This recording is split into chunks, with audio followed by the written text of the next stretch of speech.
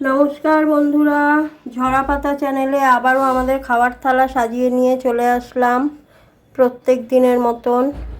আজকে থালাতে রয়েছে গরম গরম ভাত, টমেটো আলু সেদ্ধ, পেঁয়াজ কাঁচা লঙ্কা সর্ষের তেল দিয়ে, আর রয়েছে চিকেন স্টিম। এই চিকেন স্টিমটা খুব তাড়াতাড়ি রান্না হয়ে যায়, 10 থেকে 15 মিনিট লাগে। তো যাই হোক, আজকে আমাদের খাওয়ার থালা তোমাদের কেমন লাগলো অবশ্যই জানিও। আর কত কিনে কিনে খাবো, তাই যতই শরীর খারাপ হোক একটু উঠে ঘরে রান্না করে নেওয়াই ভালো।